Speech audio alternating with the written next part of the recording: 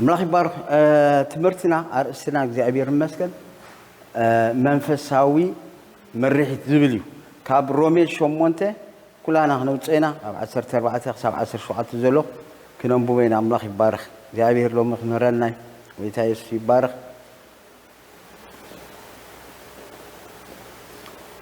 بسم يسوع كم بوي رومي شومونته كاب 14 حساب 10 شوعات زلو هم بوي بسم يسوع نسخاتكم سي نتبو جيرو أبا أبو إلو نتصوعلو منفس ولدنت إيهم تقبلكم أمبر منفس بارنت كم بحدش نفرحات أي تقبلكم سلزي إتهم بمنفس أملاخ زمرحو زبلو نساتهم ولد أملاخ إيهم ولد أملاخ مخانا قا إتي منفس بعلو مس منفس ناقوينو زمسكريو ولد كاب كنا ورستي دما إنا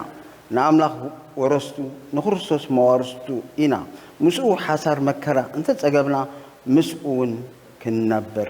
إنا ملاخ بارخ انت عرستي بمنفس أملاخ زمرحو اتوم بمنفس أملاخ زمرحو زبالون ساتهم ولد أملاخهم ولد أملاخي بمنفس أملاخ يزمرح زي أبير المسكن لو مي سلست عين السبات كنرينا كبر كله نقويتها يقول اتوم قداموت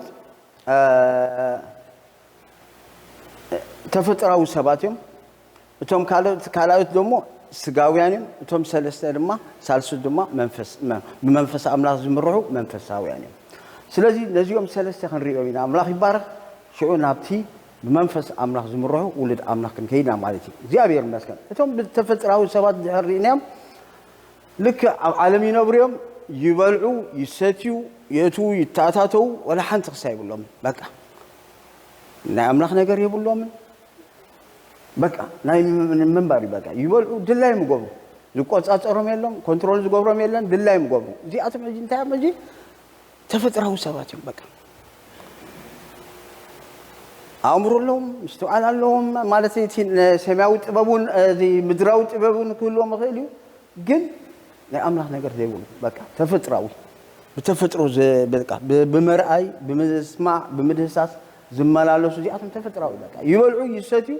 በቃ ያአቱ ይታአታቱ አብ መጽሐፍ ቅዱስ ሲሳቤ ዕድመ በዕድመ ጸገበስ ማትሻላሲ ክሳብ 960 ዓመት እግዚአብሔር በዕድመ ጸጋ ይወዩ ግን ኣብቲ ህይወቱ ወልሓንቲ ነገር ኣይትርኢኒኻ ናይ ኣምላኽ ነገር ናይ በዓል ዳዊት ክትርኢ ከለኻ ዳዊት ብዘመኑ ፍቃድ እግዚአብሔር ፈጺሙ ዓረፈ ብለና ጳውሎስ ክንሪኦ ከለና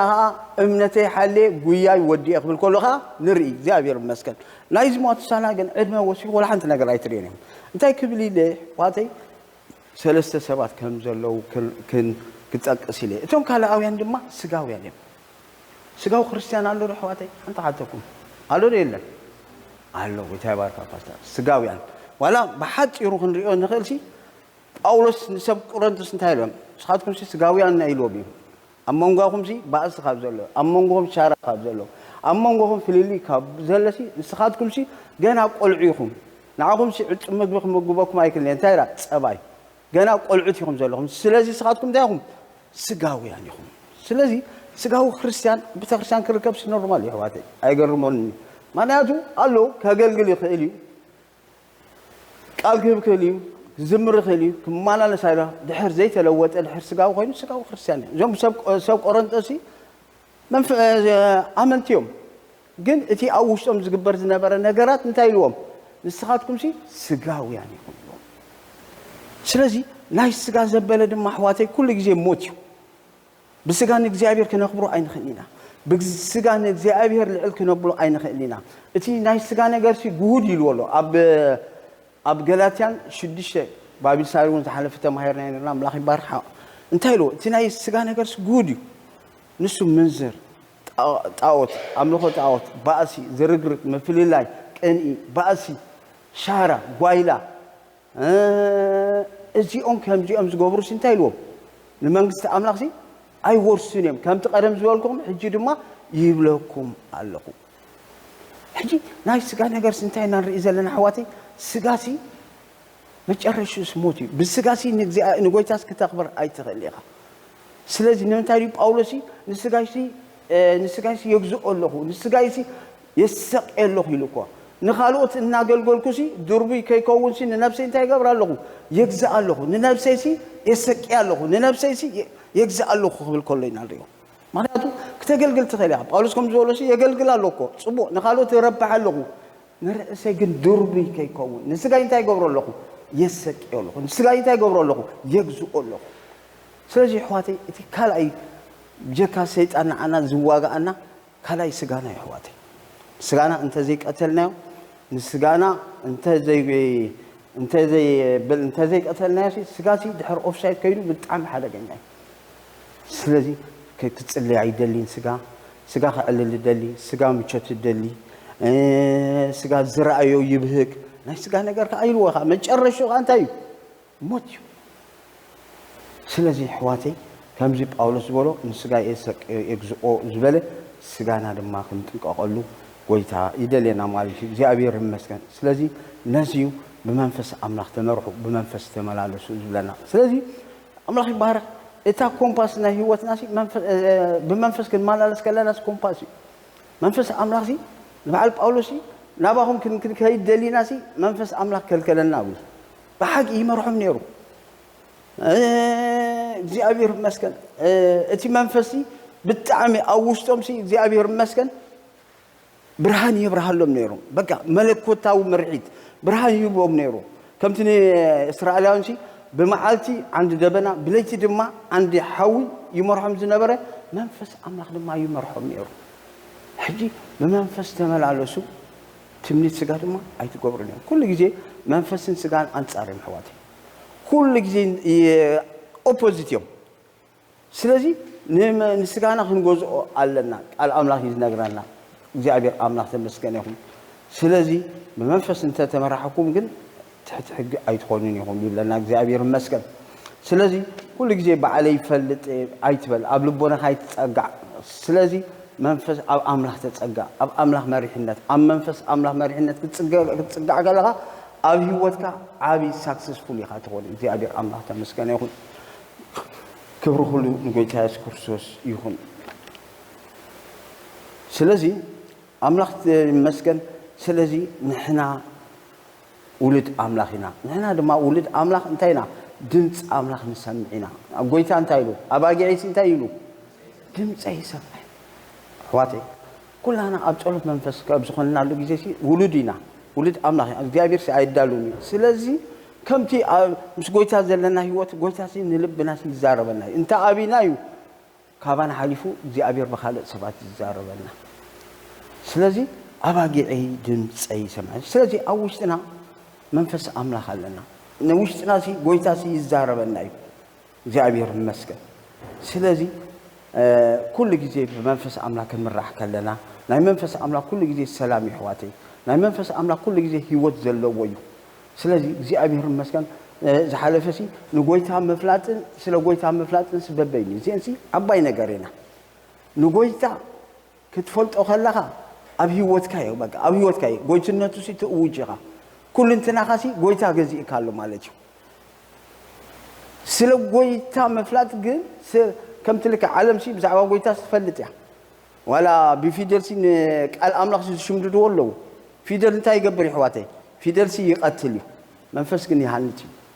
سلازي እግዚአብሔር መስከን ንጎይታ ውስጥኻ መንፈስ አምላክ ከገዛካ ኸሎ ኩሉ መንፈስ አምላክ ከገዛካ ኸሎ ኩሉ እንትናኻ ንጎይታ ዝተዋሃብካ ይኻ እግዚአብሔር አምላክ ተመስገን ስለዚህ ክብሪ ንዑ ይኹን ስለዚህ መንፈስ አምላክ ማላልስ ጎይታ ይደልና ማለት እዩ ከምቲ አብሮሜ ዝራአና ማለት እዩ ናይ ስጋ ነገር ድማ መጨረሻው ሞት እዩ እጂ አምላክ ባረክ እቲ መለኮታዊ ምርሒትን ተፈጥራዊ ምርሒትን ክልቲዩሲ ተፈላለዩ እቲ መለኮታዊ ምርሒት አምላክ መርሓካ ከሎ ልዕሊ ተፈጥሮይ ልዕሊ ተፈጥሮ እቲ ግን ተፈጥራዊ ክኾን ከሎ ብዝራእኻዮ ብሰማዕኻዮ ወይ ድማ ብሃሰስ ወይ ድማ ሃሰስ ኢልካ ዝትገብሮ ነገር ኢኻ እቲ ግን መለኮታዊ አምላክ ይዝመርሓካ ዘሎ መንፈስ አምላክ ይዝመርሓካ ዘሎ እግዚአብሔር ይመስገን تذكر تخونكم زي ن باولوسي تاسبيتي سي مسوم سي بزح غزي نيرا تانايت انقلا منفس نبره تزارب كلاسي زي اتوم سي باروت املاح يوم زي اتوم سي املاح سبات نابلسي لبزح غزي سي مسوم كوا تغواز نبرت يا ግን እግዚአብሔር ንጳውሎስ መንፈስ ገሊጽሉ እቲ ኣብ ውሽጣ ዘሎ ረይዋ እቲ ናይ ኣምላኽ ነገር ነቲ ናይ ስጋ ነገር ክፈልጦ ይኽእል እቲ ስጋ ግን ነቲ ናይ ኣምላኽ ክርድኦ ኣይክእልን ግን እግዚአብሔር እቲ መንፈስ ኣምላኽ ስለ ዝገለጸላ እንታይ ገይርዋ ገኒዑ ነታ ሰበይቲ እንታይ ገይርዋ ኣናጊፍዋ እግዚአብሔር ይመስገን ስለዚ እግዚአብሔር ኣምላኽ ይብዛሐልና ብሕልፊ ከምዚ ናይ ምልላይ መናፍስቲ ዘለዎም እግዚአብሔር ይመስገን ከምኦም እግዚአብሔር ይብዛሐልና ስለዚ ጳውሎስ እንታይ ገይርዋ እንታይ መን እንታይ ገይርዎ መንፈስ ኣምላኽ እቲ ኣብ ውሽጣ ዘሎ መንፈስ ኣምላኽ እንታይ ገይሩላ ገሊጽሉ እግዚአብሔር ይመስገን ዋላ ኸ ናይ ጴጥሮስ ተሪእና ኸ ጴጥሮስ እቶም ኩሎም ደቂ መዛሙርት ናይ ጎይታ ሐዋርያት እቲ ንብረቶም እንታይ ይገብሩ ነይሮም ኣብ ሓደ የምጽዎ ነይሮም ሰጲራን ሃኔንያን ግን ተማኺሮም ተንኮል ገይሮም ናይ ስጋ ነገር እንታይ ገይሮም ፍርቂ ዕሽሮም ክሓብኡ ከለዉ ንሪኦም እቲ ፍርቂ ዕሽሮም ሂቦም እቶም ፍርቂ ከዓ ሓቢኦሞ ማለት እዩ ሕጂ ንጴጥሮስ መን ነጊርዎ ኣሕዋተይ መን ገሊጽሉ እዚ ነገር ክገብርዎ ከለዉ ኣይነበረን እዚ ነገር ክገብርዎ ከለዉ ኣብኡ ኣይነበረን ግን መንፈስ ኣምላኽ ገሊጽሉ ንምንታይ ንመንፈስ ኣምላኽ ትሕስብዎ ንምንታይ ተታልልዎ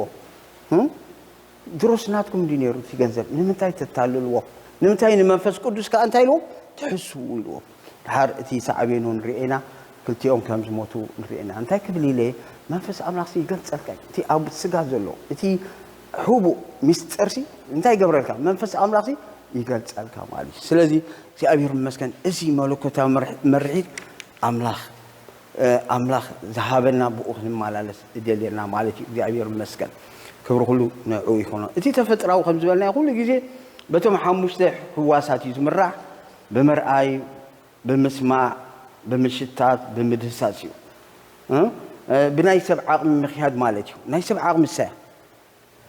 ኣብኡ ግን ኣምላኽ የለን ኣብኡ ግን ናይ ኣምላኽ ነገር ፕሬዘንስስ የለን ክብሪ ንጎይታ ኢየሱስ ክርስቶስ ይኹን ስለዚ ብተፈጥራዊ ምርሒት ንኣምላኽ ክንሕጉሶ ከም ናይ ንኽእል ቃል ኣምላኽ ኢና ተፈጥራዊ ሰብ ማለት ኣምላኽ የለን መለኮታዊ ምርሒት ግን ኣብኡ ኣምላኽ ኣሎ ስለዚ እዚአን ክልቲአን ክንፈላለየን ንኽእል ኢና ስለዚ ሰብ ብመለኮታዊ ክምራሕ ከሎ ንጥቕሙ እዩ ፍጻሜኡ ኸ ጽቡቕ ይኹን መጨረሻኡ እንታይ እዩ ዝኸውን ሰክሰስፉል እዩ ዝኸውን ብስጋ እንተኾይኑ ግን ዓወት የብሉን ህይወቱ ድማ ሳክሰስ ኣይኮኑን እግዚአብሔር ይመስገን መለኮታዊ ምርሒት እንታይ ኢልና ሕጂ ናይ ኣምላኽ ጥፍኣት የብሉን መዝሙር ዳዊት 16 ካብ 10 ክሳብ 11 ክትሪእዎ ትኽእሉ ኢኹም እግዚአብሔር ኣምላኽ ተመስገነ ስለዚ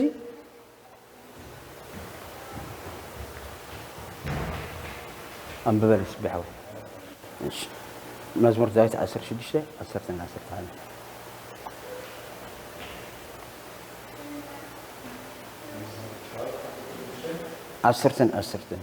10 خساب 10 حالة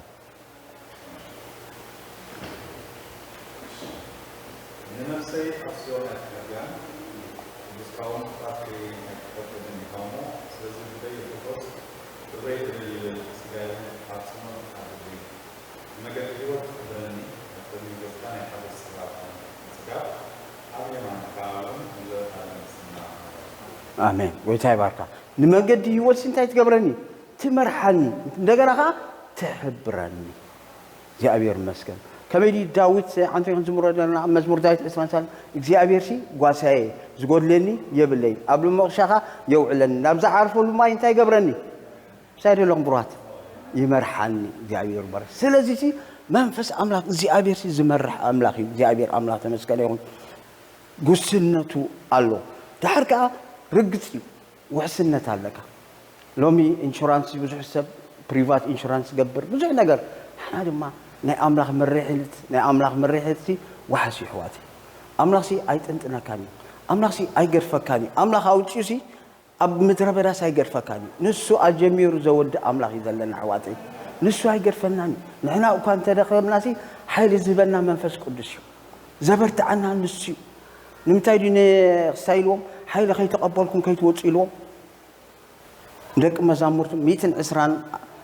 ማርያም አደጎይታ ኢየሱስ ክርስቶስ ዘላቶ ሓይሊ ከይተቐበልኩም ከይትወፁ ምክንያቱ ሓይሊ ይህበካ የዕጥቐካ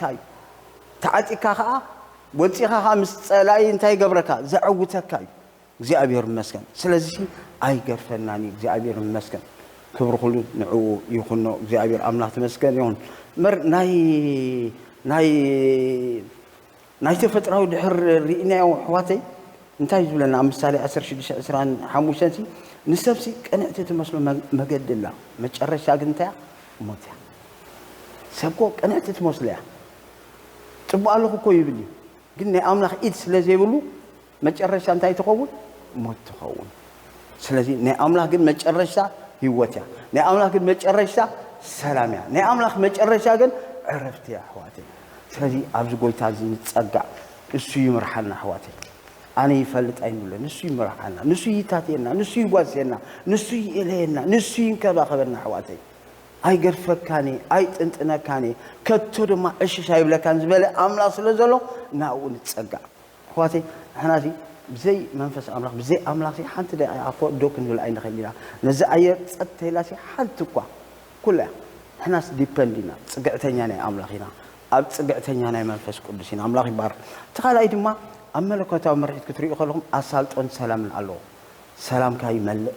ነገር ድማ ይቕንዓልካ ነገር ድማ ይሰልጠካ ሓንሳንሳሲ በዓል ጳውሎስ ንምንታይ መንፈስ ቅዱስ ከልከለና ብል ናባኹም ክንመፅእ ደሊና ግን መንፈስ ቅዱስ ከልከለና ብል ግን ኣይደለይን መንፈስ ቅዱስ ምክንያቱ ኣብ ካልእ ስራሕ ነገር ስለ ዘሎ እንታይ ገይሮም ሽፍት ገይርዎም ኣብ ካልእ ከልምዕሉ ኣብ ካልእ ፅቡቅ ነገር ክዝገብሩ ነገር ስለ ዘሎ ናብኡ እንታይ ገይርዎም ሽፍት ገይርዎም ናብኡ መሪሕዎም ማለት እዩ እግዚአብሔር ኣምላኽ ተመስገን ይሁን ስለዚ ኣብ ኢሳያስ 48:17-19 ኣምላኽ ይባርክ ከምበ ብስቤስስ ትንቢት ኢሳያስ 48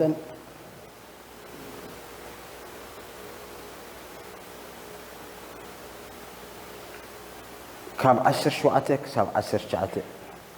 بسم يسوع كمبوين እግዚአብሔር እቲ ተበጀወካ ናይ እስራኤል ቅዱስ ከምዚ ይብል ነቲ ዝጠቕመካ ዝምህረካ በታ ተኸደላ መገዲ ዝመርሐካ ኣነ እግዚአብሔር ኣምላኽ እየ ረዩ በታ ንዓና ተዋፅአና መንገዲ ዝመርሐና መን እግዚአብሔር መስገድ ዳሕርካ እንታይ ኣሎ ኣየ ትእዛዛተይ ሰሚዕካ እንተትኸውን ኢሉኻ ሰላምካ ከም ወሓዚ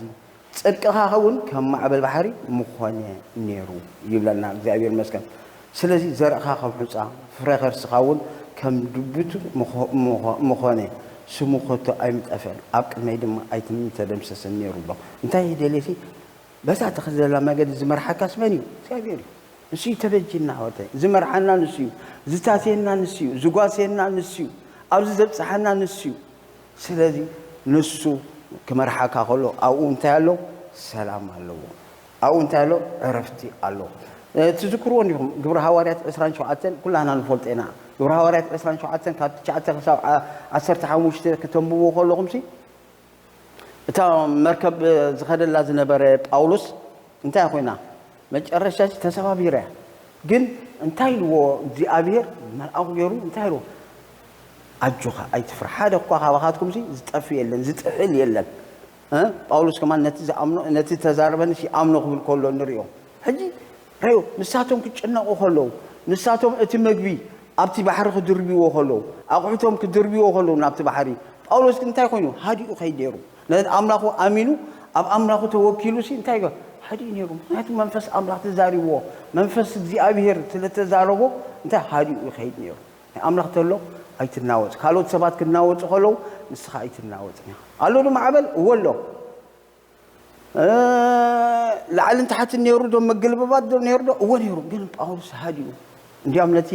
ካፒተን ተዛሪብዎ ነቲ ሞታለቅ ነቲ ሓለቃ ሚእቲ ተዛሪብዎ ግን ንሱ ካብ ናይ ጳውሎስ ዘረባሲ ነቲ ካፒተን ይኣምን ነይሩ ስለዚ እግዚአብሔር ይመስገን ብናይ ኣምላኽ መርሒት ሰላም ኣሎ ዋላ ኣብቲ ምንዋፅ ዋላ ኣብቲ ምርባሽ ዋላ ኣብቲ ዋዕዋዕ ዘለዎ ነገር ናይ ኣምላኽ ተለካ ሃዲእኻ ኢኻ ትነብር እግዚአብሔር ሰላም ኣሎ ሰላምካ ሙሉእ እዩ እግዚአብሔር ይመስገን ፍሪ የለን ጭንቀት የለን ዘይምትእምማን የለን ዘይምርግጋእ የለን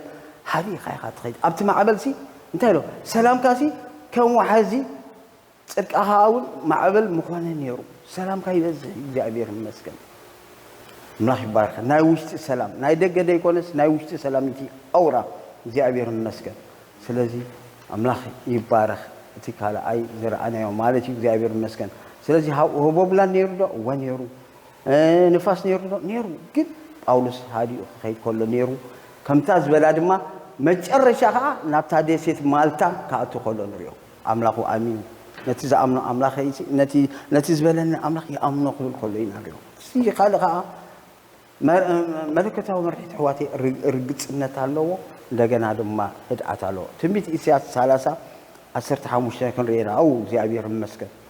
ትንቢት ኢሳያስ 30:15 ከዓ እንታይ ይብል ብስም ኢየሱስ እግዚአብሔር አምላክ እቲና እስራኤል ቅዱስ ከምዚ ይሉ አለ እሞ በመመላስኩም በምህዳአኩም ክድሑኑ ኢኹም ኃይልኩም ኣብ ህድኣት ኣብ ምውካል ክኸውን እዩ ግናኸ ኣበኹም ኩሎም ኮሎ ንሪኦ እግዚአብሔር አምላክ ንስነ ስለዚህ ኣብቲ ናይ አምላክ ነገር ኩሉ ግዜ ሕዋተይ ህድኣት ኣሎ ርግፅነት ኣሎ ውሕስነት ኣለዎ ኢንሹራንስ ኣለዎ እግዚአብሔር ይመስገን ስለዚህ ሰብ ኮሎም ሲ كندا إنشورانس يزلوا أنت أنت يزلنا ناي قل له ناي مكينة له ناي جزال له ناي تفعل عليه إنشورانس قبر قد تقول لنا قر كمان كده هنا يكالني تزاد عن جن زي أبير حواتي لومي إنشورانس ناقوي تايخون إنشورانس منفس أملاك يخون أو هدأت له أو رجت النت له زي أبير أملاك بمهدأكم شيء كده هنيهم أبيك زي أبير بموكالكم ስለዚህ እግዚአብሔር አመንገዲ አምድረበዳ አይገርፈናኒ ንግብፃውያን ንእስራኤላውያን ገዲፎም ዲጋብ ግብፅ ከውፃኩም መርሓኩም ይሉሲ አውጪዎም ኣብ ግብፅ አይጠንጦም ለምን ስለዚህ እግዚአብሔር አይገድፍን አይጥንትኒ እግዚአብሔር ተዛረቦ አይገብሮን ለሕዋተይ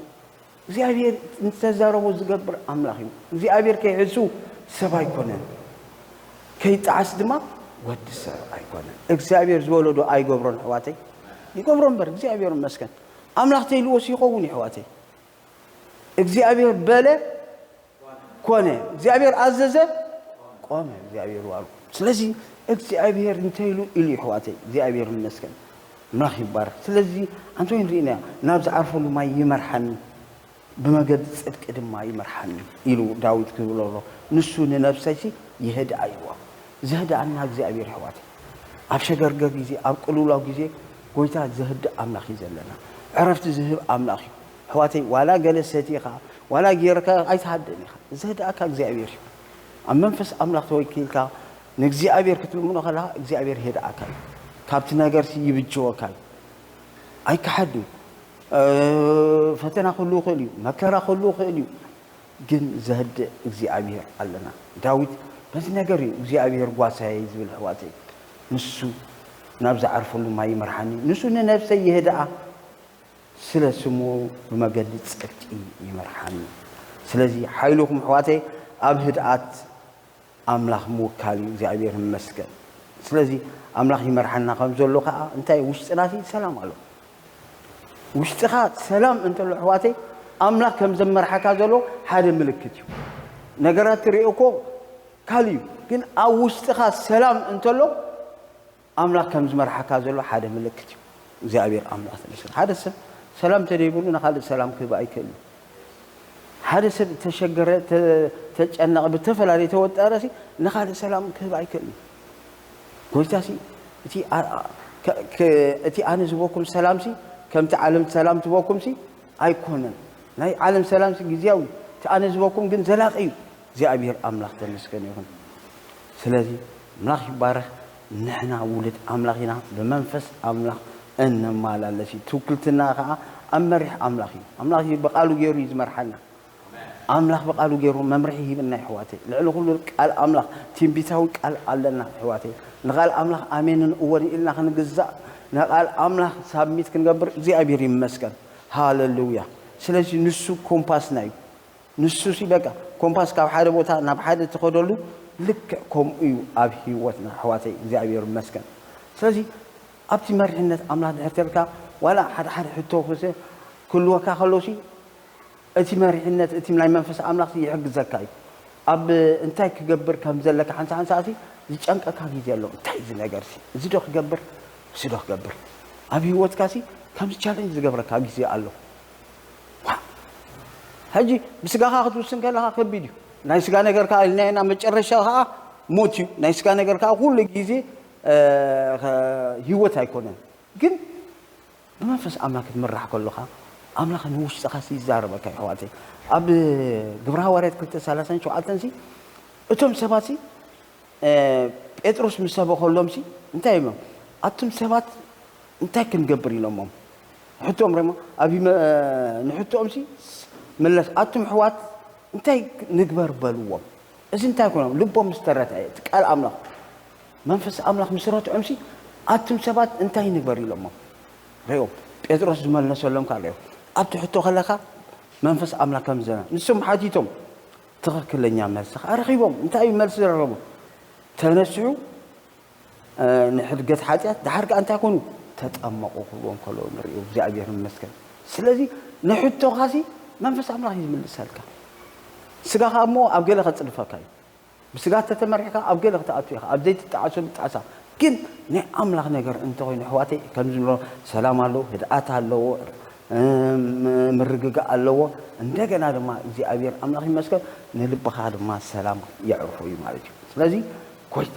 أولسون أبغى هوريات تجاتي شديشين تايلو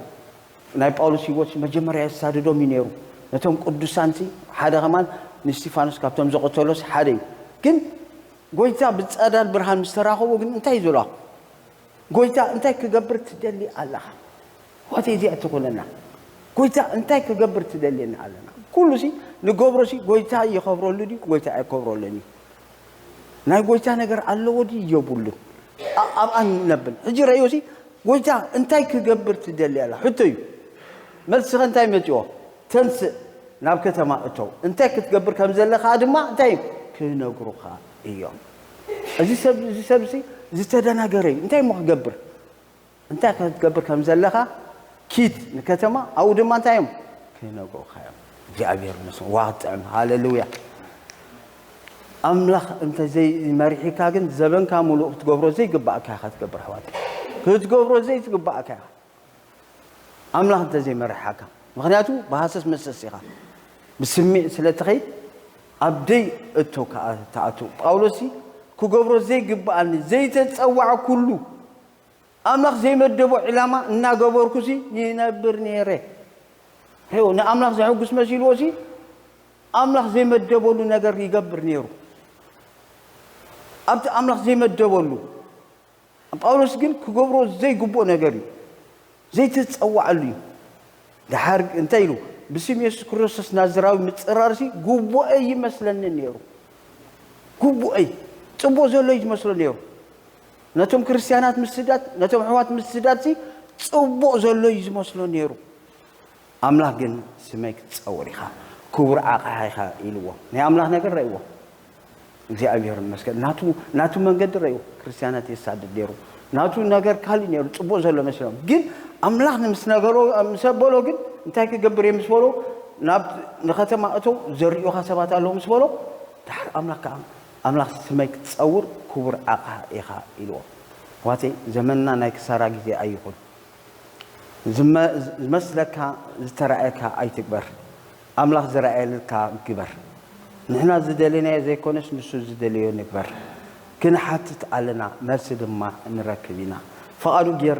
جيرنا كن حلف أملاك يدلينا أملاك زدلينا جيرنا كن حلف أملاك يدلينا سلازي لحرني بأولوس انتاي جيروا حانيني أسدي دولو انتاي كقبر كم زقبو دما حاجة بحاجة انتاي جيروا مريحوا مجمري أبو عروتي زمال على سنيرو دحرقن أملاك مستراحة وقن انتاي كقبر كمزقبوزي هنني انتاي جيروا حدا بحدا ناجيروا زي عجر أملاك المسكالة كبروا كلوا نقول تايس كرسوس يكون تسال عيد تسال ساي أبي بوتايز فتسام نجار كاس أبي زقبروا زي أبي سي نبرهام سي وصعدوا يلو أي بولون يلو زي أبي المسكال أنا نابزري إكها مدري وتصع إلوا إزابير نبرهام نابيو أريوا نابترا أنت زي وتصي كم بعد تراس موموت نيرو جن أنا نابزري إكها بوتا أقداسي أنت إلوا أدرى شخ نقرأ كاي إلوا زابير المسكين أملاخ يبارك ها أبي ولا نيسا كسوالو بوتاس أبي مخانو حبي رويو ناب مدر موريا ناب كران موريا سبيسيك بوتا مريحتنا أملاخ رأيو نابز بوتا قد كيد عليك نابز بوتا نيسا قد ما كتسوء لك كاب عليتك خابز ماتك خاب بيت سبكا وزا خلو خلو خا نابي كم زخيتك أملاخ يمرحو نيرو أملاخ يمرح كلوكم إليه أملاخ يمرح كوتساك خلو كتزاربك خلو نابي كم تخيد أملاخ يمرح نابتم زرئك آخرانات كلو خلو ينان ريوك زي أبير المسكن داوود هذا جزء نجزء أبيرسي هاتي توي دقف دليو مرعي دليو ها نجر أنا أبزولو جزء سي انتهي لوا كلاي سامي الحموسة كاب إسران سلسن كساب إسران حموسة كليني را جزء أبير تابلو أجوها أكل ميخا كوتسي وجه هذا ما هو قال كي أبز جزء داوودي تنانسو تمارا خلو نبروتو دوكو تمارا خلو جيزيو عقلي زيت أبو لو جيزيو نجارات زيت الموت لو جيزيو كن أجزي أبير كحتو خلو نجزي أبير كتيو خلو نبي كخيط كبلو خلو أجزي أبير تلو تابو تخمان تجيرو أبي مخانا كبرون كبلو خلو نريو سبيسيك بوتا أنت كنا كمان بخمس جيرو خمسة أتوم كحبرو كله نريو زي أبير أملاخ تمسكن سلازي منفس قدس يمرحي زي أبير يمرحي قويتا يمرحي ملاخ يبارك تي خال ما عاشي تيجي زي خا at the time the right time كأقل برو هنسان أملاخ نقدمه هنا هنسان دما ندوم بينا هذا السبسي انتهي ليسي زي أبير يبارك مالت نه قويتا نقرأ نقويتا زي تقلقل إليه تبو نقرأ له أمه دحان روتام صوت أخو خجل قل إيلن شو عز حزن يلن شو أخم دلع كويله أبتدي روتو خا حقوق تتحيز وحكى ذاك حج هو هذا بجزين سنتك نفت أريخ أتذكر حج حيدا خلك حج قل بتك لا أنتم نسيت سقطكم بحل في حج ونقولتها تقولوا دعوة مسكين عيني خي شمشمة حقوق خي تتحازه حجكم تقولوا حج دعوة مسكين نسنتكم سقولتها يتقاموا له نسنتكم شيء نقولتها خبري يخد حواتي علم تدليكم سيطان يدليكم سقا يدليكم كل دلائكم بزيها سلازي أزيب نسنتكم نقولتها تقولوا له زلكاي سأركا موها أمو علمون كي تدليكانيا نابيدات سوقوكا هالو يا أولا ألتنا هاي معطيت علمون يدليكانيا أكوا أخي لك ولا حد كيف تخدك اسكو بلو خيام بجيزي خلو ساعات خيمسي خلو دك اسكو تبالها بعلم كعتق بيتروس تايدلو كيف بعلم زعتق خا بعلم ما استايد قبل خيام ولا حد تقبل على تخيلني خا سلازسي حجيو تي جيزي سي حجي حواتي جيزي سي عاركي يقولون جيزي سي اي ملسني لا بحق እግዚአብሔር صاحب حجي قوادسنا بتعنا نبرالنا نأملخ نقول له እግዚአብሔር بهابيلنا فقد أملاخ فتيمنا خنحلف زي أبيهر يدلنا ما أزر راي تايم داود نتايو بزمانه شيء نأملاخ مساقل جلس فقد أملاخ فتيمون تايجرون حلفه بناتو عمتيو ناي داود عمت حلفيو ناي باولوس جيو وديو ناي من ناي جزء ناي زمانكم باولوس نسخاتكم يهم ناي زمانو داود كون نسخاتكم يهم سبت نقلقلس كلمن يقولون حواتي سب نجزي أبير كقلقلس كلمن يقولون نجزي أبير كسرعسي بعض بالعج أمبر ديسك بلا قالوا وشلو نقولتا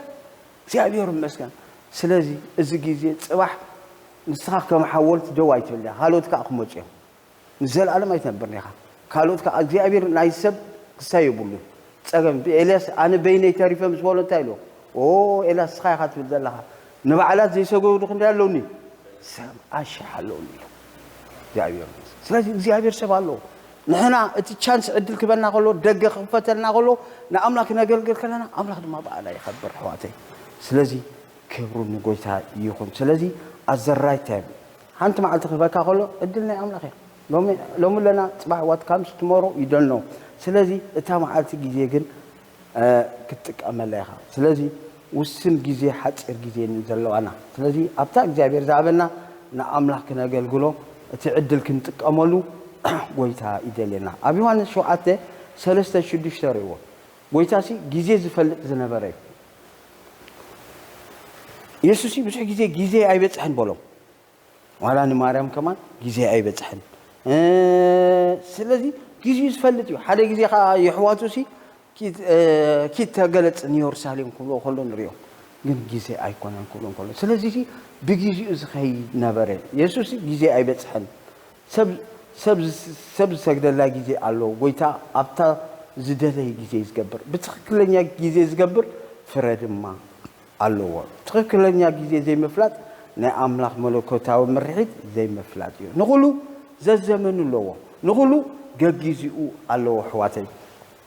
ስለዚህ ኩሉ ኣብ ጊዜኡ ክኾን ከሎ ሰናዩ ስለዚህ ንጎይታ እንታይ ለሞ ርእስኻ ግለጽ እሞ ጎይታ ግን ጊዜ አይበጽሐን ጊዜኻ ዘይምፍላጥ ክሳራይ ሕዋተይ ስለዚህ ንእግዚአብሔር ከይንቅድሞ ወይ ድማ ከይንድንጉይ ክንጥንቀቕ አምላኽ ይደለና ብትክክል ጊዜ ኣብታ መለኮታዊ ምርሒት አምላኽ ይደለና ማለት እዩ ራብዓይ ከመይ ገይረ ዝብሎ ዝብል ኣሎ ሓንሳንሳ ከምቲ ዝበልና ሕቶ ካብ ዓቕምና ዝኾነ ሕቶ ኣሎ እዚ ነገርስ ከመይ ይኸውን እዚ ነገርስ እንታይ ተገበርኩ ሓይሽ ሕቶ ብሕቶ ዋላ ሕቶ ሓደ ሓንሳሲ ዝጸለና ጸሎት ዘይተመለሰልና ሕቶ ኣሎ ግን እግዚአብሔር በጊዜው ሰዓቱን ክገብሮ እንዲ እግዚአብሔር መስገን እግዚአብሔር አይጋገኝ ግን እግዚአብሔር መስገን እንታዩ ከመይ ማዓልታ ሕቶ ናይ እዚ ነገርስ ከመይ ለክሰግሮ ትብሎ ኣብ ዘካርያስ 4:6-7 ኩላና ንፈልጦ ንዘሩባቤል እቲ ነገር እቲ ኸረን እቲ እምባሲ ከመይ ለክሰግሮ ከመይ ገይረ ክጥዕሶ ዝብለሉ ጊዜ ግን እንታይሉ እግዚአብሔር መስገን አምላኽ እንታይ ኢሉ በመንፈሰይ እንበር በኃይልን ክእለትን አይኮነን በክእለትን አይኮነን ግን አምላኽ ነቲ ነገር ይገብሮ ይሕዋቴ አምላኽ ጣልቃ ያአቱ አምላኽ ሲ በኃይል አምላኽ ኢና ንሰግሮ በኃይል አምላኽ በመንፈስ አምላኽ ኢና ንሰግሮ ዝክርዎ እንዲኹም ማርያም ሲ መልአክ ገብርኤል ሲመጪ ሲ ወዲ ክትወልዲ ክፍላ ከሎ ሲ እንታይ ላይ ኣነ ሲ ወዲ ዘይፈልጥ ሲ ከመይ ገይረ ከመይ ግን እንታይ ኢልዋ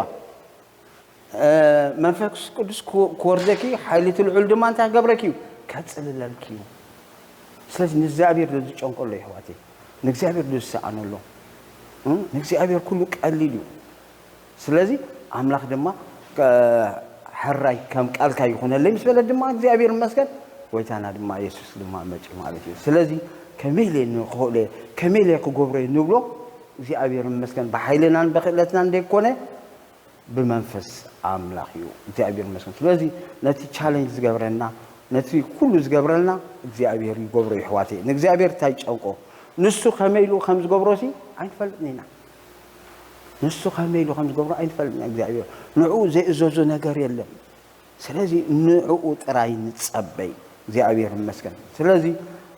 ጊቭ አፕ አይንግበር እግዚአብሔርና እዳውና ናብ እግዚአብሔር ነልዕል እግዚአብሔር መስገን ስለዚህ እቲ አባኻትኩም ሰናይ ግብር ዝጀመረ ነገር ባዕሉ ክፍጽሞ እግዚአብሔር አምላኽ ተመስገን ይሁን ዝናብ ደበና ኣብ ዘይብሉ እግዚአብሔር ዝናብ ዝህብ እዩ ኣብ ባርነት ንግስነት የርእካ ኣብ ምድረ በዳ ልሙዕ ገነት የርእካ እግዚአብሔር መስገን ጥራይ ንሕና ንስዓቦ ጥራይ ንሕና ባዕለ ይፈልጥ ኣይንበል ጥራይ ንሕና ብመንፈስ አምላኽ ንመራሕ እግዚአብሔር መስገን እግዚአብሔር ድማ ክገብሮ ስለዚህ ብመንፈሰይ እምበር በኃይለይን በክእለተይን አይኮነን ስለዚህ በቃዓትና ምንጭና ንሱ ይሕዋቴ ክእለትና ንሱ ብናትና ዓቕሚ አይኮነን ብመንፈሱ እግዚአብሔር መስገን እግዚአብሔር ስለዚህ ከመይ ንዝብል ሕቶ እግዚአብሔር ይፈልጥ እግዚአብሔር ብመንፈሱ ይገብሮ እዩ ምርሒቱ ካብኡና ነቐበል አምላኽ ይባርኽ ስለዚህ ኣብ መዝሙር ዳዊትን እንታይ ይብል ቃልካ ንእግረይ መብራህቲ እዩ መገደይ ድማ ብርሃን እግዚአብሔር መስገን አምላኽ በቃሉ ገይሩ ካ ይመርሐና እዩ አምላኽ በቃሉ ገይሩ ድማ ይዛረበና እዩ ስለዚህ እግዚአብሔር አምላኽ ተመስገን እዩ እግዚአብሔር ይዛረብ ሕዋቴ እግዚአብሔር ሓንሳ ይዛረብ ተሻ ይዛረብ አምላኽ ይባርኽ እቲ ሰማይ ብእዝናን ብልብናን ክንሰምዖ ጥራይ ከም ዘለና እምበር እግዚአብሔር ብተፈላለየ ይዛረብ እግዚአብሔር እቲ ዝዓበይ በቃሉ ይዛረብ እግዚአብሔር ንውሽጥና በመንፈሱ ገይሩ ይዛረበና እግዚአብሔር ብነቢያት ገይሩ ይዛረብ እግዚአብሔር ብተፈላለየ እግዚአብሔር በአድጊ ገይሩ ይዛረብ እግዚአብሔር ብተፈላለየ ገይሩ ይዛረብ አምላኽ ይባርኽ ስለዚህ ጥራይ ንሕና ንቃሉ ንተኣዘዝ እግዚአብሔር መስገን ስለዚህ አምላኽ ይባርኽ ቃሉን በቃሉ ገይሩን ይዛረበና እዩ እግዚአብሔር መስገን ስለዚህ انتينا ابتنا متشرشا خطقللا بمنفس املاك المرح كم زلنا نتاخسينا ثلاثه عين السبات رينا سلازي منفس قدوس كمرحنا قولو نتي منفس قدوس دي ناب حقي مرحنا حواتي ناب حقي ناب كل حقي مرحكم يبلنا ابي يوحنس 10 دهرينا ات منفس حقي مس مصغن نسو زسقو زبري زارب امبر كابروسو اي زاربني مو نسو نت زمص كفلطكم يو مالت بزعبا صباح زفلطنا منفس قدوس بزعبا مص هيوتنا زنغرنا منفس قدوس እግዚአብሔር ይመስገን ስለዚህ አንተ ከምዝራአነ ابو زبل منفس ولدነት ተቀበልናይና አምላክ ይባረክ መንፈስ ቅዱስ ካ ይመረና ይዋተይ ዝምርካ መንፈስ ቅዱስ አሎ ነህምያ 9:10 ድሕሪኹሞ ዘስተምሮም ድማ ጽቡቕ መንፈስ ሀብካዮም ግናኸ ካብ አፎም አያጉደልካን ንጽምአቶም ድማ ማይ ሀብካዮም ስለዚህ መንፈስ ቅዱስ ካ ይመረና እግዚአብሔር ይመስገን ዮሐንስ 10:26 እግዚአብሔር ወንታይሉ ይተአቦይ ብስም ዝሰዶ መጻናን መንፈስ ቅዱስ ንሱ ሁሉ ክምህሮኩም እዩ ዝነግረኩም ዘበለውን ታገብሮኩም እዩ ከዘክረኩም እዩ ዘዘክር ከአ አለና እግዚአብሔር ይመስገን መንፈስ ቅዱስ ከአ ንሰብ ይረቲ አንታንሳ ሰብ ምርታዕካ መንፈስ ቅዱስ ይረታዓካ እቶም ሰባት መንፈስ አምላክ ኳይ ትቃሉ ኳይ ይረታዓካ ልቦም ወግኦም ስለዚህ እግዚአብሔር ይመስገን ሳንሳ ወላን ሰብ ተዘራሪብካ ከማ ዘይት መልሶ بصلات بمنفس قدوس يوقسكاي منفس قدوس يرتعكاي ስለዚህ መንፈስ ቅዱስ እንታዩ ዘረት አምላክ እግዚአብሔር ይመስገን ስለዚህ ነቲ ከውሒ እምኒ ነቲ ልበና ዝደንደነሲ እንታይ ይገብሮ ሓሸምሸም ይገብሮ ይረትዖ ቃልካሲ ሞደሻ ይልወሎ መንፈስ ቅዱስ ናውሽጦም አዩ ንሕልኖም ስረትዖም ፈጽሞም ክቆጣጠሮ ዘይክእል ስምዒት ናብ ህይወቶም ይመጽ ማለት እግዚአብሔር አምላክ ተመስገነ ይሁን كمون تي سالسك تي خانه منفس قدس مغلاص انطبابن كالاي قيمتو 13 رايو ملاخ بار اتيني املاخ سب ግን ንስናይ ግብር ዘበለ ፈጽሙ ተዳልሎ ፍጹም እንትኸውሲ መንፈስ አምላክ ዝነፈሶ ዘበለ ጽሑፍ ንትምህርቲ ንተክሳት ንመቅናዕ ንጽድቂ ዝኸውን ምእዳብ ይጠቅም እዩ እግዚአብሔር አምላክ ተመስገነ ይሁን እቲ ጽሑፍሲ እንታይ ነው ንመቅናዕ ንጽድቂ ዝኸውን ንምእዳብሲ ይጠቅም እዩ መንፈስ ቅዱስ ምግላጽን ጥበብን ይህብ ብርሃን ይብርሃልካዩ ይገልጸልካዩ ካብቲ ዕውረት ህይወት ካብቲ ሐሰስ መስስ እንታይ ይገብረካ ያንተ ኻስ ይብርሆ እግዚአብሔር አምላክ በብዙ ጊዜ ጳውሎስ ንሰብ ኤፌሶም ዝጽልያ ጸሎት ትፈልጡ አይኹም መንፈስ ዓንተኹም ምን ትخبرሲ እንታይ ይገብረልኩም ኣለኹ ጽልየልኩም ኣለኹ ያንተ ኻ خبر ናይ መንፈስ ዓንተ ኻ خبرሲ ትዝበለጽ እግዚአብሔር መስገን እዚኣቶምሲ አመንቲዮም አመንቲና ኤፌሶም ግን ጳውሎስ ይጽልየሎም ነው መንፈስ ዓንተኹም ምን ትخفت ምግላጽ ምስተዋል ምን ትخرحوሲ ይጽልየሎም ነይሩ እግዚአብሔር አምላክ ተመስገን ይሁን ክብሩ ሁሉ ነው ስለዚህ መንፈስ ቅዱስ ይሁን መንፈስ ቅዱስ ድማ ሕዋቴ ንአገልግሎት ድማ ይፈልይ አብጉራ ሐዋርያት እስራ አብጉራት 13 ካብ 1 ክሳብ 3 ድሕሪና ንእግዚአብሔር እናገልግሉ ከለው ክጾሙ ከለው መንፈስ ቅዱስ እንታይ ኢሎም ንባርናባን ንሳኦልሲ ነቲ ተጸዋዕኩሞ ዕዮሲ እንታይ ይግበርለ ነቲ ዝጸዋዕኩም ዕዮሲ ፍለይለይ ስለዚህ መንፈስ ቅዱስ ካ አገልግሎት ካ ይፈልይ ሕዋቴ እግዚአብሔር ይመስገን ስለዚህ ፍለይለይ ኩብሎም ከሎ ቃል እግዚአብሔር ይነግረና ስለዚህ መንፈስ ቅዱስ ንአገልግሎት እንታይ ይገብር ይፈልይ እግዚአብሔር አምላክ ተመስገነ ይሁን ክብሩ ይሁን ላወዳሁ اتخال ما منفس قدوس وهبتات كم زلون منفساو مهبت نلو زي نوح تمرتي زعبير ابكار معكم رينا اتخال منفساوي فرق فريد ما يقبرنا زعبير مسكن حمد حطوكم دحن وانا قصيكم تبلوا سبسي عبت بلو ويدما تلويت تبلوا ويدما منفساوي تبلوا انتي مسكوني دحن وانا جيس لزلسي سلازغلغله ስለዚህ ሰበኸ ስለዚህ ዘመረ ስለ አክቲቪቲስ ዝገበረ ናይ ዲያቆን ነገር ለዓልን ተሓትን ስለዝበለ እንታይ ያላላ هذه زودسي تلويت تبلو تريق واحد سبك الوت كلوسي تريقه بحقي زودسي لوت الله زودسي بحقي يغير الله كتبلو خلاص تلل يا حسب تلوت انتو سغاوي كريستيان كم زلو رينا مش بحقي زودسي منفساوي هيوتو